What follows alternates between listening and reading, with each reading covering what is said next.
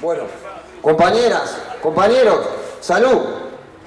Un año más y seguimos encontrándonos como siempre, como cada año, recordando y reivindicando los sucesos de Chicago en vísperas de un nuevo 1 de mayo, en que en el conjunto de la clase, los y las de abajo, saldrán a la calle a enfrentar esta época tan dura, este presente que nos amenaza como especie y nos empuja a la exclusión y a la miseria hecha vida. Desde el movimiento sindical, nuestros compañeros y compañeras anarquistas de FAO vienen como siempre, entreverados en cada bronca, en cada pelea social, huelga, conflicto, a su vez sosteniendo la tarea cotidiana de cada uno de los sindicatos donde nos encontramos. Compañeras y compañeras en las direcciones, delegados, agrupaciones, plenarios, asambleas, congresos, echándole el hombro a la ardua tarea de intentar construir desde la base sindicatos fuertes, combativos, que puedan oficiar de instrumentos de lucha, de construcción y de poder popular y protagonismo. No es nueva nuestra tarea, no tiene 2 días, mucho menos la de nuestra organización, presente desde la fundación misma de la gloriosa CNT, impulsora de la misma, como parte del pueblo y de la realidad cotidiana del quehacer sindical. Sí, aunque no le gusta el bolcherío ni a la burocracia, los y las anarquistas, los compañeros y compañeras de FAO, entre ellos, somos parte fundante, como expresión de construcción sindical.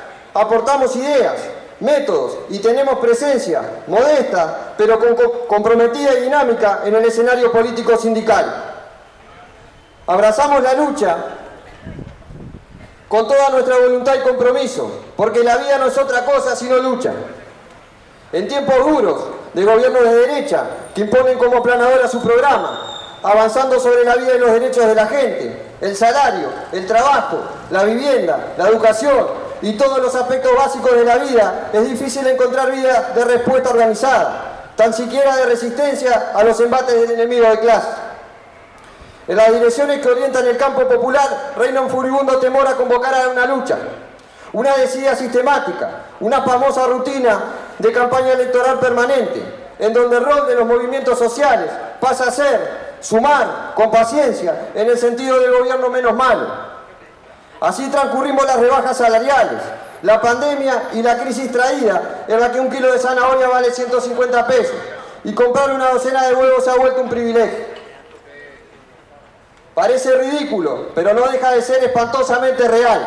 Hay muchísimos, miles de compañeros y compañeras pasándola mal, con sus familias, sin poder comer bien, sin poder hacer frente a los gastos básicos.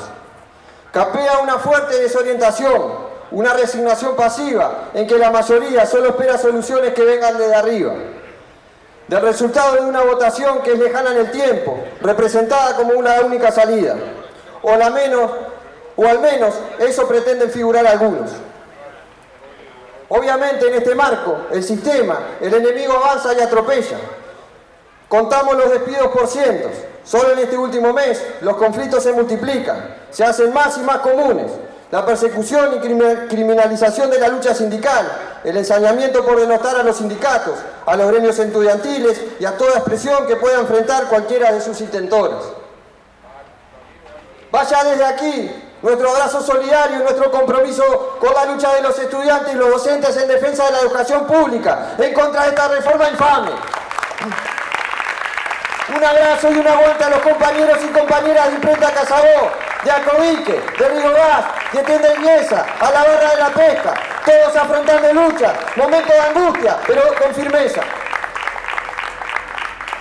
Un abrazo a todos y a todas los que se volcaron a la calle a defender e imponer este último paro general a la burocracia. Esa misma que pone a bailar al movimiento sindical al ritmo de la fuerza política. Esa misma que mete la retranca cuando hay que ponerlo todo. La misma que juega a la escondida cuando las papas queman. Se procesan reformas duras y profundamente regresivas como la educativa y por sobre todo la de la seguridad social o jubilatoria recién aprobada vergonzosamente en el Parlamento Nacional. Ante la tibia reacción del arco opositor y casi el silencio de los principales referentes y dirigentes de la izquierda electoralista. No queda otra, aún ante la adversidad de la correlación de fuerzas. No existe tarea más importante ahora que seguir siendo siempre una invitación a la lucha. No podemos pensar siquiera un minuto en no ofrecer siempre, con argumentos, propuestas y programas, una alternativa que no se arrodilla ante el poder de turno ni ante los designios de los parlamentarios acartonados, esos que juegan a ver quién tiene mejor cifra o mejor gráfica. Debemos poner lo que tenemos, lo que atesoramos, nuestra construcción y capital político a jugar. Hay que enfrentar la reforma de las jubilaciones con lucha, con movilización, con despliegue de los sindicatos, acompañando y haciendo nuestras las iniciativas que surjan desde su seno, metiendo todas las fuerzas a pesar del circo electoral. Poder colocar este tema como fundamental en la cabeza y en las preocupaciones de nuestros compañeros y compañeras y de nuestro pueblo. No nos va a temblar el pulso a los anarquistas de salirle a la tarea de apechugar y meter el hombro, sin principismos esquemáticos ni discursos mecánicos. Son tiempos de no vacilar, de no quedarse en la cómoda, y los nuestros, como cada vez, intentarán estar a la altura de las circunstancias en todos los frentes.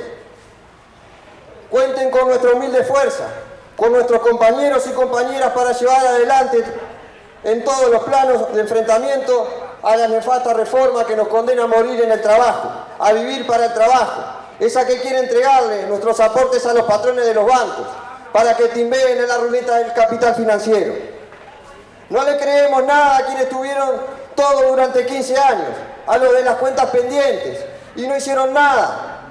No hicieron nada de lo que había que hacer, garantizarle la dignidad a la gente después de una vida de trabajo, derogar la siniestra SAFAP, aumentar y garantizar la cobertura a todo el conjunto del pueblo, no solo al que trabaja y paga.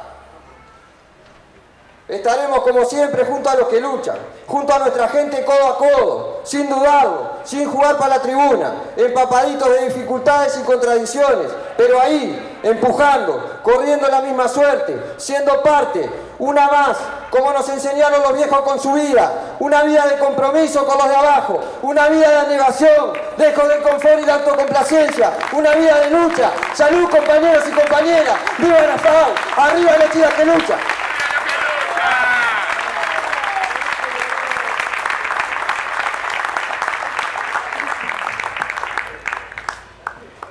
Vamos a insistir en cómo podemos pasar a la ofensiva, en los planteos, en la agenda y en el programa, cómo podemos escalar el obstáculo que las direcciones colocan para domesticar y adormecer las luchas que a priori no solo merecen ser llevadas adelante, sino que cuentan con la amplia simpatía de la gente que preocupada ve cómo sigue avanzando el enemigo. Desde hace años venimos insistiendo acerca de la descomposición ideológica y ética de las conducciones sindicales mayoritarias. Se hace necesario repetir e insistir para comprender posiciones que son acervo histórico, parte del planteo que siempre hemos hecho.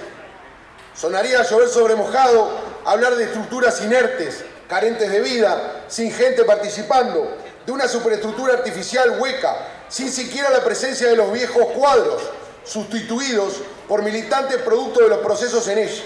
Sin formación, sin trille, sin lucha ninguna, sin escuela de conflicto, de asamblea, de corte de calle. Mas estas características describen en parte el momento actual. Esto no solo trae aparejado una profundización de los rasgos burocráticos y antidemocráticos de las corrientes mayoritarias, sino que resalta la aparición de un sindicalismo de corte amarillo, corporativo, sin ideología, un hijo puro de las consecuencias de la negociación colectiva cuando se toma como un fin en sí mismo. Una generación de relevo que sabe muchísimo de ministerio y muy poco o nada de calle, de huelga, de lucha. Estas nociones se vienen generando, produciendo conciencias y permeando cada vez más en los militantes jóvenes y no tanto, que lo asumen como natural y correcto. La técnica del gestor que domina lo suyo como un trámite, un trabajo, jamás asumiendo una conciencia general de clase ni una visión de conjunto de la lucha. Esto acelera además un proceso intensificado de centralización, con un nefasto manejo metodológico respecto a la forma de dirección y ejercicio del poder que le da la correlación de fuerzas. A su vez, y es de registro, va perdiendo anclaje en las bases, en los trabajadores, se va encerrando en la estructura y los cargos de dirección, va generando una casta que ya no representa ni tan siquiera el sentir de sus representados. Apenas si se sostiene con la legitimidad que aún algunos conservan y la magia para explorar los resquicios de la ingeniería cuerdista, casi extorsiva, de verdaderos equilibristas. Sobre todo pauperiza el intercambio, el debate, deteriora la profundidad y calidad de la diversidad, reduce todo a bloques que operan como aparatos, como aplanadoras. No pueden sostener el debate con argumentos, con ideas y propuestas, más ganan en todas las votaciones. Este contexto, ni que tal vez, viene representando un fuerte deterioro en las condiciones y capacidades de lucha y resistencia. Viene sumando derrota tras derrota, acumulando sufrimiento e impotencia en cada estocada de la patronal. Como ya dijimos, esta ofensiva continúa siendo además una lectura de las debilidades actuales. En sí nos encontramos ante el desenlace trágico, si se quiere decir así, de un estilo de conducción que arrastra su derrota tras muchos años. Derrota que marcaba ya el documento de las 3F en ocasión de analizar la huelga general y su desenlace. Derrota que sigue marcándonos a fuego y haciéndose más estrepitosa día a día, sobre todo luego del pasaje del progresismo por el gobierno. Si vamos a lo que esto representa desde el punto de vista de la ideología, qué produce o construye detrás, solo veremos una estela de destrucción. En primer lugar, de las corrientes históricas que componen el movimiento sindical en su conducción hace décadas. En segundo, de los individuos que llegan a los sitios de orientación en donde realmente no existen límites, ni siquiera los claros y nítidos de clase. Hay milicos, hay patrones, todo vale. Vale adular empresarios, vale recibir a Manini en la sede, vale tomarse una y festejar con los ministros y festejar que se la hicieron fácil. Vale compartir afirmaciones con el enemigo, incluso públicamente. Vale vivir en condiciones diferentes al resto, el privilegio, la manutención con dineros de los trabajadores. Vale el chofer y el guardaespaldas. Vale todo. Por lo menos desde los inicios de este siglo, y antes también, venimos insistiendo en la necesidad fundamental de reconstruir, primero que nada, unidad y coordinación de amplios sectores con presencia histórica en el movimiento sindical, con marcado perfil antiburocrático, defensores de la independencia de clase, de la autonomía y la democracia sindical, de la solidaridad como elementos fundamentales y de principios, que se encuentran siempre pero a menudo en forma atomizada o dispersa, sin posibilidad de incidencia en el debate y con espectros muy reducidos de acción política. Obviamente esto no es algo nuevo ni novedoso, el planteo de tendencia es algo inherente a la condición de la unidad para luchar. Nuestros compañeros en la fundación de la CNT ya indicaban qué podía pasar si no existía un trabajo permanente y amplio, paciente, de tendencia dentro del movimiento sindical. Es más, el desarrollo del mismo posibilita el otro proceso. Sin tendencia, la unidad es un instrumento político de la conciliación al servicio de los sectores reformistas. Propiciar la unidad sin ponderar un trabajo fuerte y permanente de tendencia sería subestimar el carácter álgido de las diferencias y contradicciones con el resto de las corrientes. Es decir, si nuestros compañeros y compañeras no hubieran entendido a la tendencia como elemento estratégico para disputar fuerzas, hubiera sido creer que por decreto todos pasarían a profesar las mismas ideas o métodos, o que no existiría la lucha política bajo el paraguas de la unidad de estructuras. Por eso, además, y también lo estratégico de defender aquel carácter de convención, ese que nos permite la autonomía y la libertad de acción, ese que no limita el arco político de alianza en ningún sindicato y le permite opinar y disentir libremente con las circunstanciales mayorías. Esa convención de los coordinadores o voceros, de los representantes y no de los dirigentes. Esa que no precisa presidentes y mucho menos vicepresidentes.